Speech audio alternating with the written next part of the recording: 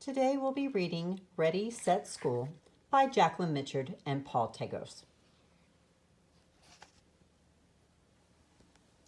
Deep inside his trout-shaped sleeping bag, Rory was hiding from his parents. "Rory!" his mama and papa called as they searched every crevice in their hollow tree home to find him. "Hey, little bandit! Time to go to Aunt Ramona's house."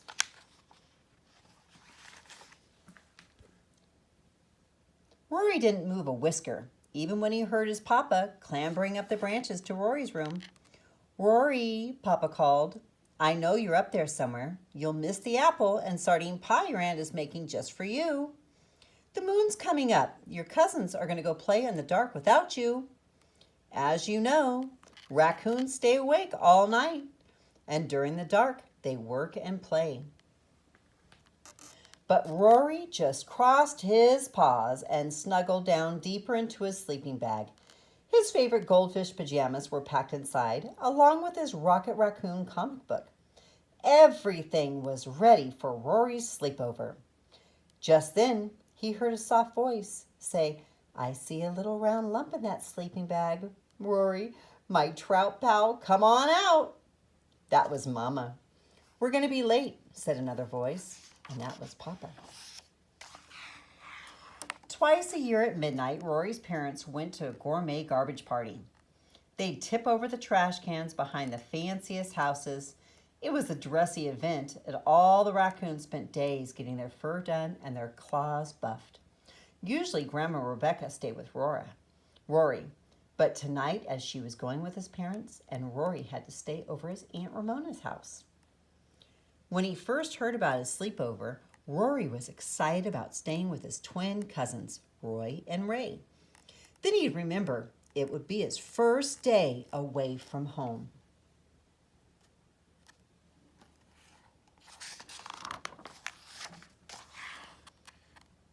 Rory knew he wasn't a baby kid anymore. He just couldn't admit he didn't want to go.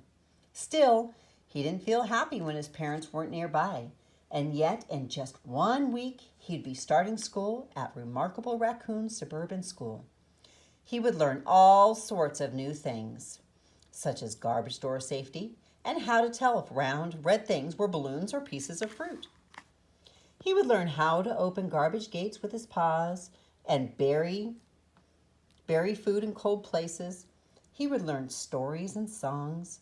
He'd have to walk across the big field with Ralph and Rita, his friends who lived on the golf course, and take his lunch in his raccoon backpack.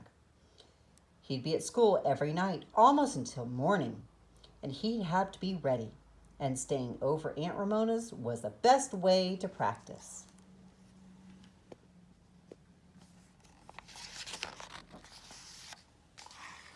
Rory did worry about being at school all night, but he worried more about being away from home.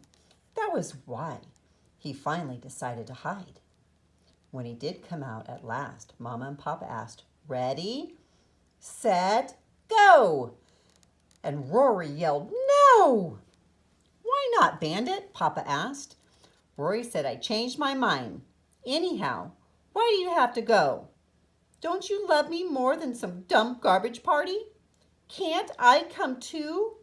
His parents shook their heads again and smiled. "Rory," Mama said, "there's no one we love more than you, but gourmet garbage parties aren't for kids, and you wouldn't want to disappoint your cousins. They're expecting you. Raccoons live in families and depend on one another. It's not as if we were cats or something." And Papa added then, "You do love your aunt and uncle. Your cousins have the biggest tree in the woods, 20 whole branches. And now what? I'll bet they'll all stay up until the sun rises." "Well, I hope they don't stay up too late in the morning," Mama said. "Roy and Ray are the forest kids. They're a little wild. Ramona lets them hang in branches by their feet." "Hang by their feet?" Well, suddenly things don't sound so bad. Rory started to roll up his sleeping bag, and he followed his Mama and Papa down the branches. But as soon as his paws touched the ground, big fat tears started to roll down his cheeks.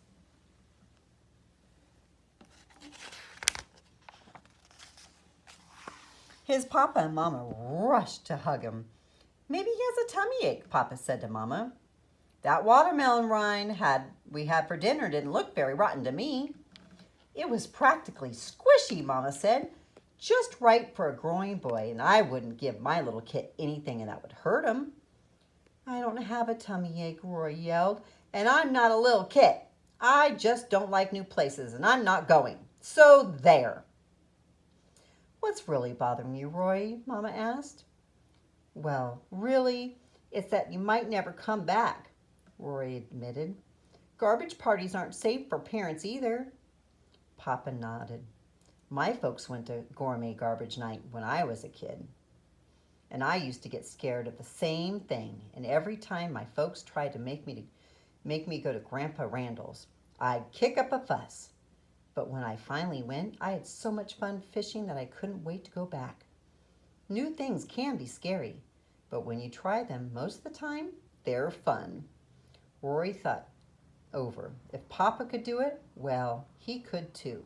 So off the family went down the driveway and across the golf course and into the woods.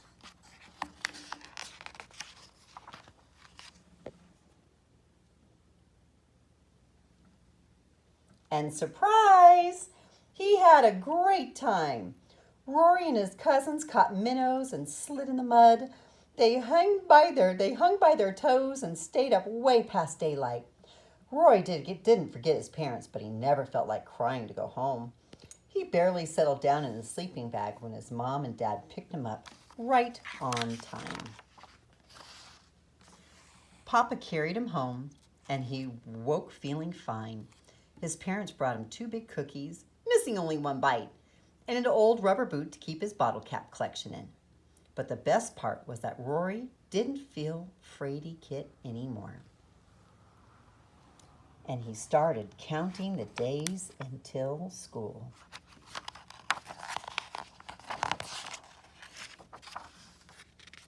When the morning before school finally came, Rory packed all his school supplies in his Rocket Raccoon backpack. He packed brand new sticks for prying open cans, a water bottle, and something special for show and share. He chose his broken cat collar with 5 bells, and before bed, he helped Mama make his lunch. Now, Rory, Mama said, don't forget to wash your paws and rinse your apple cores and broken eggs 3 times. Be careful not to get your prying sticks near your eyes. That night, Rory's friends, Ralph and Rita, came to pick him up at his tree. But his parents wanted to walk with him across the golf course. We're not really going with you, Mama explained. We just saw some older paper plates with ketchup on them over by the clubhouse, and we wanted to go rip it up. Okay, Rory said. Ready, set, go! But Mama and Papa yelled, no! You can go to school next year when you're bigger, Mama said. It might be best to stay home a little longer, Papa said. Rory gave them a big hug and stepped away. Papa and Mama, you know I've learned all things you learned at school, fishing and scratching and tipping trash cans and everything. After all, I'm not a little kid anymore. Rory's parents nodded bravely, but when he turned to wave one last time, Papa started to sniffle, and Mama had a tear in her eye. Golly, don't cry, Rory said. Most new things are scary, right, Papa? You just have to take them with a try. It will be fine, you see, and don't worry, I won't be late, just like you when you weren't late when you went out. I think I'd like school, but home will still be my favorite place. Papa said, I think our Rory is ready to go to school. And Mama said, you're sure all set. And Rory took a deep breath and said, yes! And that's the end of our story.